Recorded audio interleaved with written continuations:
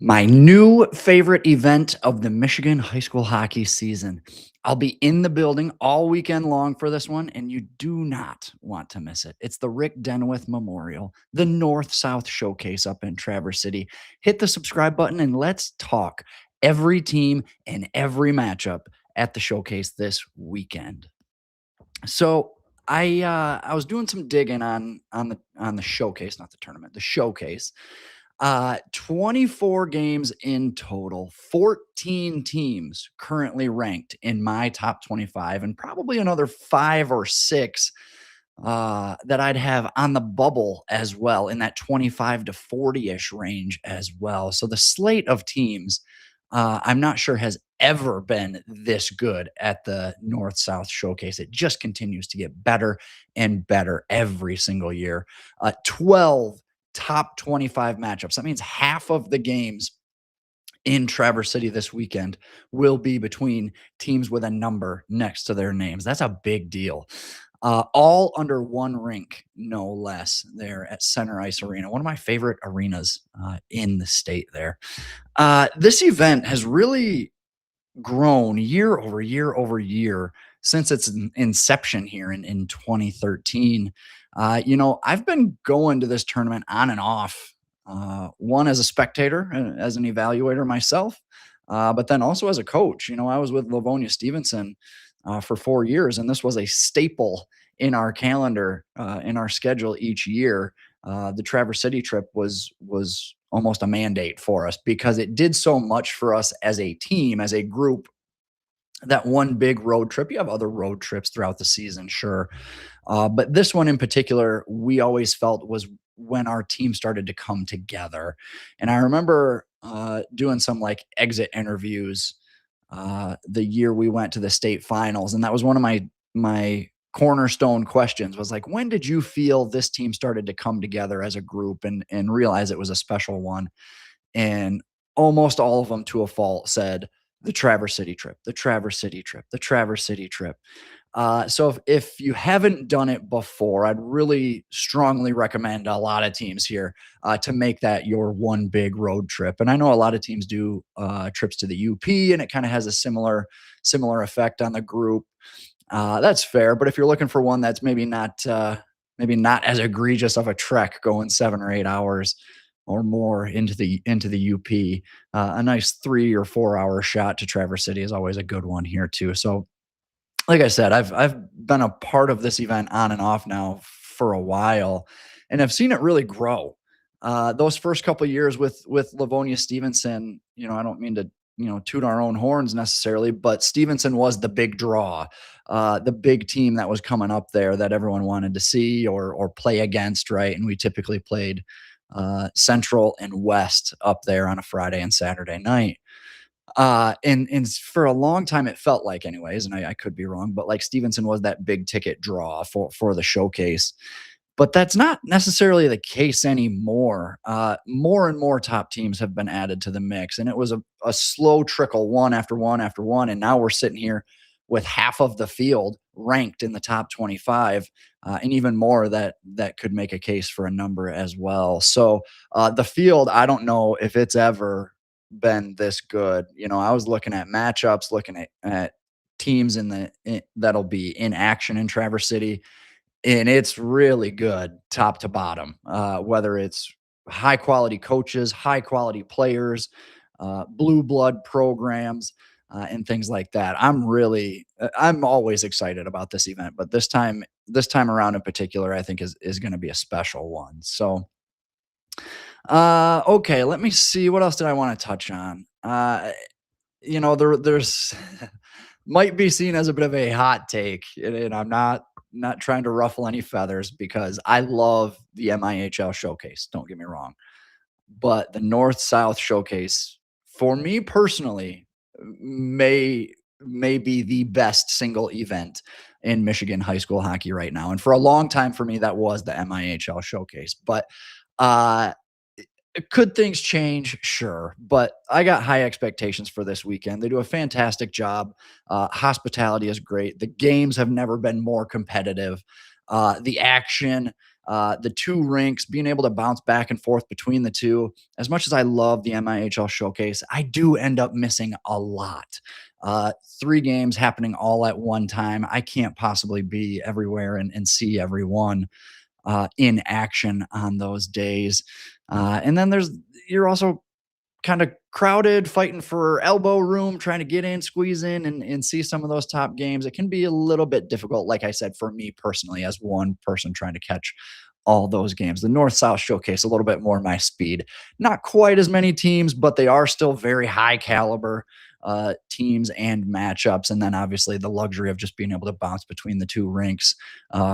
Between periods, no less. Oh, this game just wrapped up. Now I can bounce over and watch the next period of the next game, bounce back to the other one, and so forth. It's way more my speed, I think. So I don't mean to be hot takey or anything like that, but I do think on my list of Michigan high school hockey events, the North South Showcase is absolutely at the top of my list. Okay, so what I wanted to do was go game by game, all 24 games, Thursday, Friday, Saturday. I'll pull up the screen here so we can all talk and get a good visual for it. I got my telestrator going. We'll circle some teams, circle some logos, and give you some picks for these games as we go through them as well. But obviously, we'll hit on all the teams, players to watch, storylines I'm kind of interested in or looking to follow here this weekend as games unfold. Action opens up with Big Rapids and Saginaw Heritage. I think this is a bit of a light schedule for them on Thursday. Typically, I feel like I've seen 3 or 4 games here on a Thursday night, typically, but just the two on Thursday. I'm okay with that. I'm all right with that. This I talked to them last time I was up there.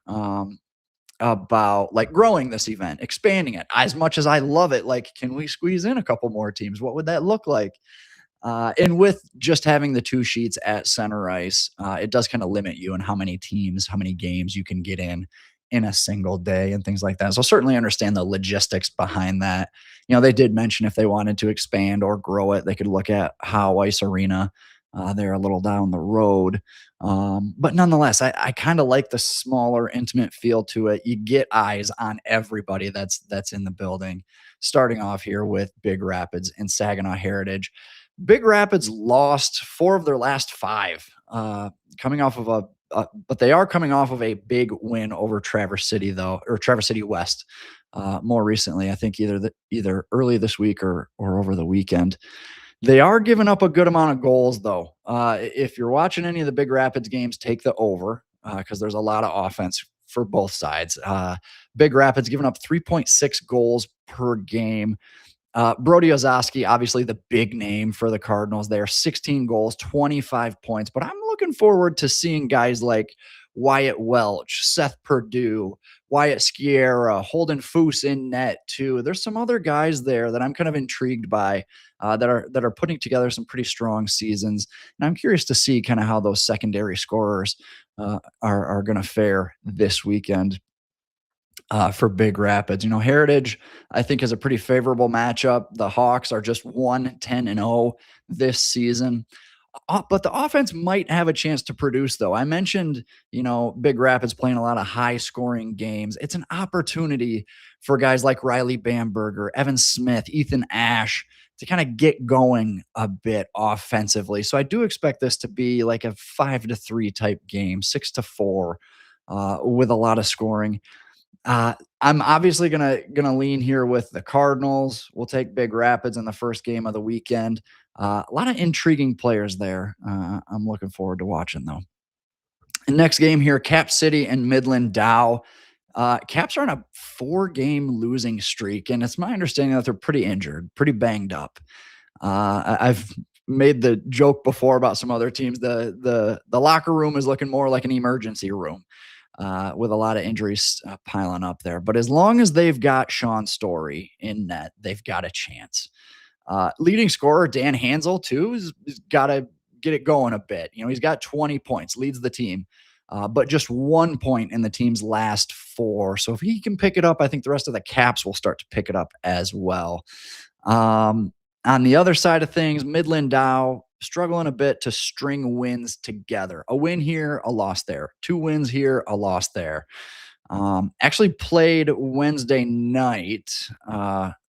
Excuse me. They play tonight, entering before entering showcase action. So they're going to play Wednesday, Thursday, Friday this week. And that could be a factor there, especially when you look at their second matchup of the showcase. Zane Rastelo, 15 of his team high 18 points have come after Thanksgiving. And I know that may not sound like the most amazing stat, because how much hockey did we really play before Thanksgiving? Well, this season, I don't know how close you guys were looking at the schedules, but a lot of people were playing 3, 4, 5, 6 games, getting a lot of games in before Thanksgiving, especially with the uptick in games where teams can now play 27 regular season games. There were a couple teams there that were getting out to hot starts in the month of November. So 15 of his 18 points coming after my favorite holiday, I think is a pretty good stat there. I'm also curious to see JP Saligar in action as well. I hear a lot about him in the SVL and how he stacks up with some of the other goalies in that league. So it'll be an interesting matchup here with Cap City and all weekend long too. So two evenly matched teams in this particular matchup. I'm gonna actually doing this on the fly. I didn't have one written down. Ah, man, I'll take Midland Dow. I'll take Dow. Spur of the moment pick there. Maybe that comes back to bite me, but we'll see. Time will tell. Friday, we get into Friday. Heritage again opens up action, and they'll be out of town here before noon. Come into the showcase, play your 2 games, and get out of Dodge before Friday afternoon. Maybe they could even make it back for the afternoon classes. You guys, I'm sure, want to do that.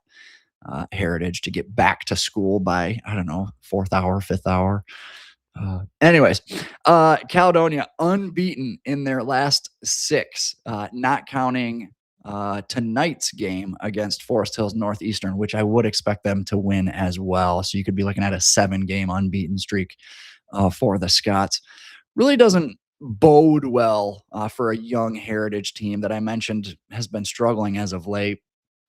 I worry this game in particular could get out of hand a bit with Harmon Esch, Lewandowski, Ethan Sova, but don't sleep on Landon Hayward in net. He's capable of standing on his head, and he's faced flurries in the past too. I believe he's seen 35 or more shots in 7 games already this season, and a couple others where he saw 30 plus. So he's used to seeing a lot of pucks coming his way, and he's a capable young goalie with a lot of potential there too. So I do think he could stymie and provide a bit of a stonewall there against Caledonia, but ultimately the Scots break through there. Could be a 5-1, 6-1 type game. Our first ranked game of the weekend here, Granville, I have at number 12, taking on 23rd ranked Clarkston. Some numbers, I'm going to mention teams in my top 25. I think there's some more changes coming.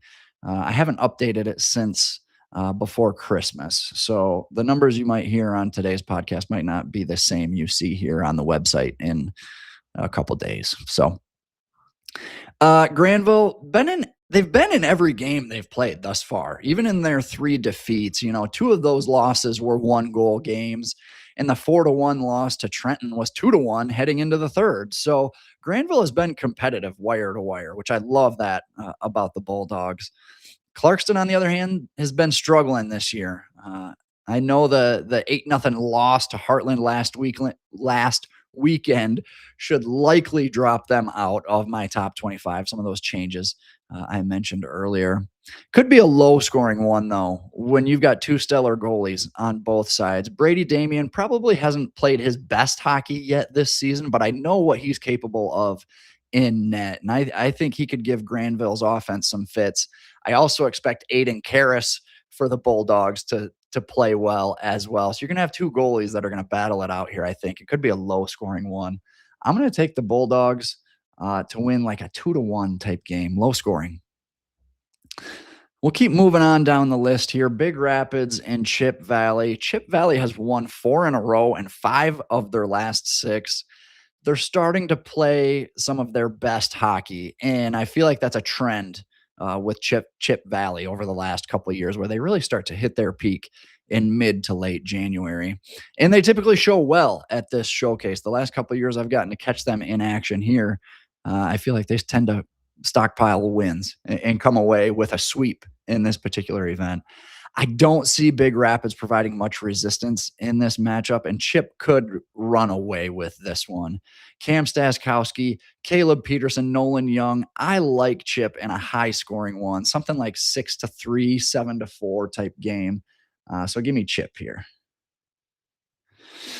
Next, another top 25 matchup. Number 6, Alpena takes on number 2, Howell in a prototypical north south matchup. This is perfect.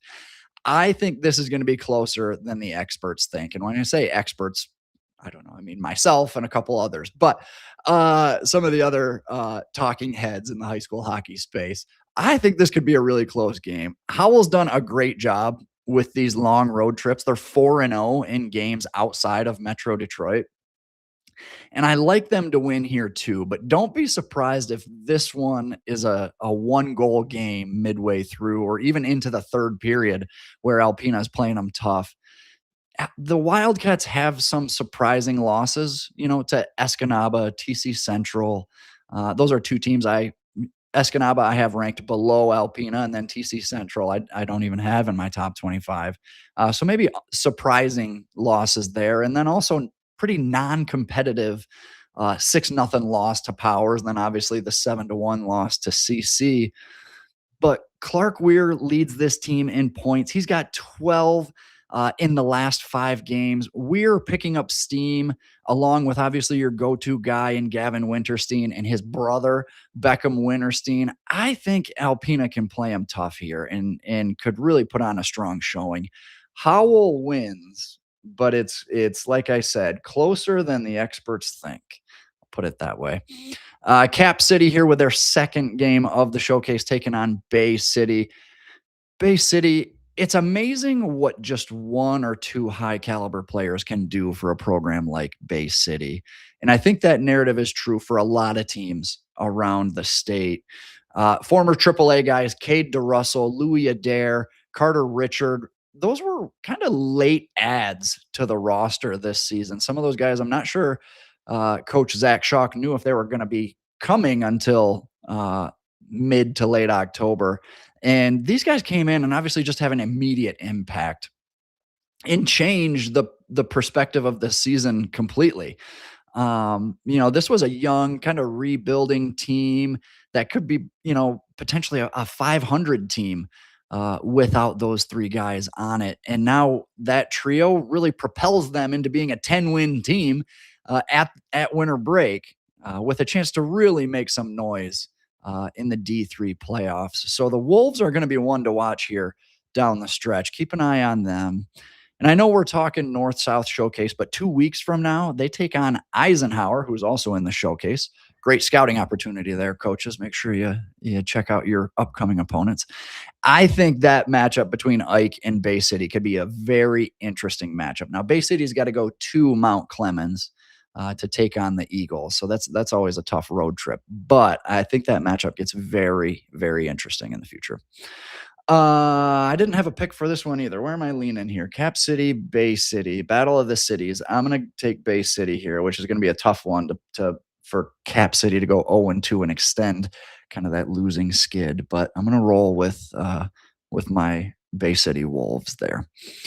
Number 7, Stevenson takes on number 4, Powers next.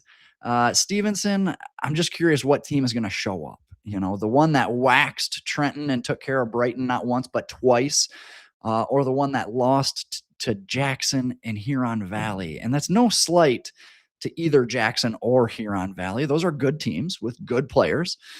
But raise your hand if you had Stevenson losing those 2 games. Like, I just did not see that coming. So the offense is deep. A lot of variety in goal scorers. I believe Colin Strobel is the leading scorer at the moment from the back end, but they've got a slew of forwards with 3 goals, 4 goals, 7 points, 9 points, things like that. So they've got a lot of guys that are getting involved in the offense. It's deep for the Spartans. So I think that should help them out a bit in this rematch of the D2 state final from a year ago. And obviously a bit of a bad taste in Stevenson's mouth, I'm sure, with a lot of players carrying over from last year's team on both sides, for Powers and for Stevenson. A lot of guys in this game played in that state final back in March. But you still got to deal with Aiden Cook, like I mentioned, one of the guys back for Flint Powers. He's got 22 points in his last 6 games. I don't see the Spartans stopping him or even slowing him down in this one. In the state final, they were able to challenge him quite a bit, and he still ended up with 2 points in that state final, but they were hard-earned points. I don't know that there's going to be as much resistance this time around. The top scorers for Powers are just too much. You got Cook, you got Perry, you got Bendall. I'm going to go with Powers in this state D2 state final rematch here.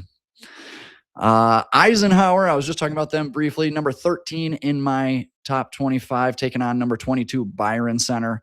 There's a lot of hype around this Ike team this year, and for good reason.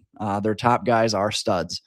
But keep in mind, this game against VC is just their second game against a team ranked in the top 25. They beat RU last month 4-2, which was a stellar win for them. But BC right now is white hot, unbeaten in 7 straight. And I believe I have a chance to add. Yeah, I mentioned that earlier, right? They have a chance to add one more tonight. Eagles don't have many of these ranked versus ranked opportunities on their schedule right now. The strength of schedule right now is ranked 47th in the state. Need a strong showing from them in this one, but I think BC is up for the challenge. This is a Byron Center program, obviously, that's become one of the perennials in Michigan high school hockey. This is a tough matchup for the Eagles, and I'm going to stick with the teams on the right side. I'm going to take Byron Center to pull off a win here over Ike. Maybe a bit of an upset there, at least by ranking. Sheesh, I can't talk right now. Next matchup here. Let me grab a drink. Maybe I need a break. That's what I know. There we go. We'll do a little shift change here. Recharge for a minute. Next matchup here. Number 8 Trenton versus number 10 Marquette. A top 10 matchup here. But Trenton has lost 6 straight after winning 8 in a row to start the season. And I'm not sure what's going on with Trenton right now. And even last night, they played Gibraltar Carlson and were losing in that game before they ended up pulling away and winning 5-2 and snapping that losing streak that I just mentioned. The wheels are falling off in Trenton right now a little bit. And this is not a matchup you want to be heading in when times are tough, because the Sentinels aren't going to take it easy on you. I'd rather this skid come for Trenton now in December, January than than late February and into March. There's still time for them to get things right. And I think the win last night will at least end the yips a little bit and hopefully get them playing some better hockey moving forward. But even here, they don't need a win over Marquette. Just play this perennially tough team tough. Trade blows with a gritty team. Marquette is one of the scrappiest, hardworking, in-your-face forechecking teams in the state, and that's kind of become their calling card. So if Trenton can just weather that storm, trade blows with them, flip the ice, and go back and forth with the Sentinels, that to me is a win in my book. They don't necessarily need a win here to feel good about things on Friday night. And I am going to stick here with the Sentinels to win that game as well. Next matchup here, TC West versus Midland Dow. Dow's second game, third game in 3 days for Dow. That certainly opens the door for West, who will be playing on 3 days rest. TC West, though, had kind of limped into the new year a bit after a 5-2 loss to Big Rapids earlier this week. If Brody Sorensen can get loose in this particular one, I like the Titans' chances a lot more. So I'm going to give TC West with a bit of an upset there over Midland Dow. Bay Reps take on number 19 Jeffers. A young Bay Reps team is battling, man. They are 5-2 since the first week of December. 3 of their last 4 played Granville and Alpena tough. Those are 2 ranked opponents that they've battled with. I think they can give Jeffers a real competitive game here, too. Tyler Boynton Fisher always gives the Reps a fighting chance. I'm excited to see other guys like Thatcher Bodway, Joel Zacchina, Elliot Mason on the back end. Those are 2 defensemen I've been excited about for a while. Zacchina obviously really starting to produce and turn things on for the Reps offensively. I think this can be a sneaky good, exciting game for both sides. But Brogan Turner, Max Nordstrom, Cam Anderson, Blake Heltunen, Tage Rahala, Easton Terrian, all those guys have 20 plus points already this season. I don't think the Reps can hold off Jeffers or hold Jeffers to less than 2 goals and score 3 or 3 or more of their own. I think for the Reps to win, they would have to score 3 or more goals, is essentially what I'm saying. And I don't think the Reps are capable of that in this particular matchup. I think they can keep it low scoring. I think they can keep it close. I just don't know that there's enough there to knock off a really good Jeffers team. Number 15, Escanaba, and number 3, Heartland. I love this game for Escanaba. Winners of 9 of their last 10. Heartland is the better team, higher ranked team, deeper team, but the Eskimos are starting to get healthy a bit after being real banged up earlier in the year. My guy, Cully Hayes, I believe, is having his best statistical season yet. Ben Sands, Henry Schulten, getting in the mix along with your notables, Graham Johnson and Nolan Banks. So the scoring depth is starting to come along as well. I don't know that they win this game, but I definitely expect it to be a 3-2, 4-2 type game that the Eskimos show well in. So I'm going to take Heartland in that spot. Last game on Friday night, TC Central and Forest Hills Central, the battle of the Centrals. FHC has ripped off 6 straight wins heading into break, but has since kind of cooled off a little bit. 3 straight losses, but take it for what it actually is. 4-2 to Howell, very competitive loss. 2 competitive losses coming out of break. Always tough to go into the UP. Oh, excuse me. Always tough coming out of break, and then even tougher when those games out of break are in the UP. Just ask Brighton, who does it annually every year, where they take the 2 weeks off for the holidays, and then their first 2 games back are after a long bus ride to the UP, and they take on a Calumet and Houghton on consecutive nights or something like that. The long road trip, 2 tough opponents, and none of your guys have really been skating for 2 weeks. So those 3 losses, take it with a grain of salt. I know they've lost 3 in a row there, but 3 really competitive teams with a lot of adversity in the mix in that stretch as well. I think the Rangers get back in the win column here too for the first time since December 19th. It's a big game, big spot there for Ben Milak. So give me my Forest Hills Central Rangers on the Friday night finale. As we move into Saturday, another top 25 matchup opens action with number 8 Trenton taking on number 23 Clarkston. 2 top teams that are reeling bad, have lost a lot of games in recent memory. A combined, I think now 3-11 with the win last night over Gibraltar Carlson. These 2 teams combined for a 3-11 record as of late. Both really need a signature win here too against I'll call it a relevant team, a ranked team. I want Trenton, but I'm giving the edge to Clarkston here because of goaltending. I think Damian in net gives them a bit of a leg up here in this particular matchup. So give me the Wolves there on Saturday morning. On the other sheet at the exact same time, number 7 Stevenson and number 10 Marquette stylistically should be a fun matchup. 2 teams that forecheck your face off. Marquette 2-4-2 in ranked games so far this season. I'm going to give Stevenson a slight edge in this one, but I expect it to be like a 2-1 rock fight. Just an ugly back and forth, scrappy. Majority of this game played along the walls and below the hash marks. This one is very much up for grabs, but I'm going to take Stevenson in this one. Wow, great circle, Petey. I've never seen uglier. Wow. Anyways, telestrator skills are not strong with this one. Bay Reps and Chip Valley here. Arguably the best goalie Chip Valley will see all season. They did beat Caledonia a few weeks back with Sam Hogue in net, and he's an exceptional goaltender.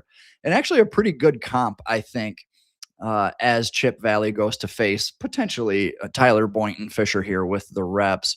A noon game, Reps home rink, Reps get to sleep in their own beds. It'd be an upset, but I'm going to take the Reps in this matchup here with a bit of a surprising one there and to feel good about themselves hosting this event and then pulling off the win here on Saturday night or Saturday afternoon. Number 19, Jeffers, and number 25, Caledonia. Yeah, okay. I was making sure my graphics lined up with my notes. I put this graphic together as quick as I could, working on a time crunch here. But this would probably be Caledonia's biggest win of the season. And yes, I'd say that even more so than their 4-2 win over Brighton. But Jeffers is on an absolute heater. And they just kept Marquette at bay with a big performance from Helman in net. I don't see the Scots winning this one. Jets fly 4-1 in this matchup here. Give me Jeffers. Number 12, Granville, and number 2, Howell. Granville enters a stretch where 5 of their next 7 and probably 7 of their next 9 with the MIHL matchups coming are against ranked opponents. It's a real tough stretch for Granville. And they're just 1-2 against ranked foes so far this season. So they gotta show they can compete with the state's best. I don't need a win here against Howell, but just compete. Get up and down the ice with the Highlanders, defend well, keep it close. Howell wins 5-2, but I think Granville can take a lot of positives out of this particular matchup heading into some of those other ranked matchups down the road. We get into another top 25 matchup, and Alpena, I think, is kind of in a similar boat. Number 6, Alpena here going against number 3, Heartland. I believe Alpena is really going to benefit from the schedule this season. To this point in the season, they will have played the number 1, the number 2, 3, and 4 teams in my top 25 and will likely go 0-4 in those games. But I'm telling you, man, like these types of regular season tests really add up. Whether you win or lose, just build towards that playoff success, which is the ultimate goal here. So I don't care if they go 0-4 in those games. The experience alone will set them up well for later in the year. So I'm telling you, folks in Alpena, stay the course, keep the confidence up. Good things will come down the line. You don't need wins here as long as you're competitive in these showings. And I feel like they've been competitive thus far. So keep that momentum going and good things will come. Okay. Sorry, I'll put a bow on this one and take Heartland there. We'll keep moving down. Number 15, Escanaba, and number 4, Powers. I might be crazy, but I think there's a chance Escanaba could steal this one. It'd probably be the headline of the showcase if it happens. If that, in fact, goes down, I think everything from the weekend would be summed up with that particular upset. Powers hasn't been totally invincible this season with as many guys as they had coming back from that state championship team. I could see this veteran team letting their foot off the gas a little bit after a passionate tilt with Stevenson in that state title rematch the previous night.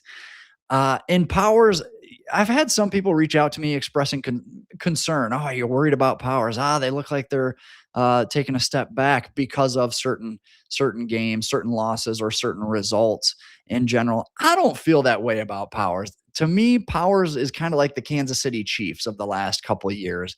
They might have been struggling or had bad showings here and there during the regular season, but when it comes playoff time, this is still the Kansas City Chiefs. It's still Pat Mahomes and guys who have been there before. So I'm not too worried about Powers yet, and even so, they're the number 4 ranked team in the state, still at the top of their game. I think they know the difference between regular season non-conference game on a Wednesday night compared to uh, playoff action here in late February and early March. So I'm not worried about them. Like I said, I know I've had some people reach out to me inquiring and kind of questioning where Powers is at right now. But ultimately, I have very few concerns. But with all that said, I think I am going to roll with my Eskimos in a big upset here. And I think that would cause some of the doubters to once again kind of raise questions, raise eyebrows over Powers. Again, I'm not concerned, but I do think this is a spot where my Eskimos could steal one. So I'm gonna roll with Escanaba here. What the hell?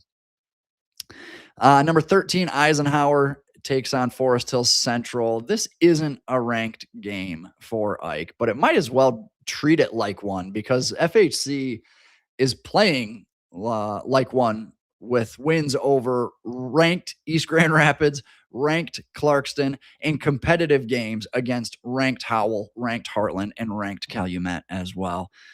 So they may not be ranked, but they're playing ranked teams tough. Rangers, I'm going to take them to pull off the upset here. And if this doesn't earn them, if they aren't already ranked, a win here would absolutely earn them a number next to their names next week. So, all right. Ike, better be ready for this one, man. Give me the Rangers. Like I said, this would be another big showcase. Both of those happening at the same time too, as I'm taking Escanaba and Forest Hill Central. It'd be upset hour in Traverse City, I think, if both of these go down. But I'll roll with it. We'll see how it goes. Ike better be ready, man. It's a tough team there. Then the finales here, you got TC West on one rink, TC Central closing it out on the other rink. I don't, these matchups don't bode well, I think, for either TC team. Byron Center, I mentioned, they're on a heater. I think they stay hot. And then in the finale, the last game of the weekend, Bay City in another matchup has stockpiled a bunch of wins and may very well have TC outgunned in this one offensively. So I'm taking Byron Center and I'm taking Bay City here to close things out. But a win from either or both of those TC teams would be pretty huge, though. Those would be some head turning wins and definitely earn my attention and make me perk up a little bit if either one or both are able to pull off a victory there in those finales. But all right, we'll pop back here to center. Yeah, that was it. There's your North South Showcase preview for this weekend. I will be in the building tomorrow night to take in the action and be there all weekend long to check out these 24 teams, 24 games. Is that right? 24 teams, 24 games. Did I do that math right? I don't know. Any team that's playing at Center Ice Arena, I will be there to take in the action. If you see me at the rink, be sure to say, hey, love talking hockey. Let me see. How do I want to wrap this up? I guess that's it. No more notes. Until next time, until tomorrow, skate hard, have fun, and I will see you at the rink soon.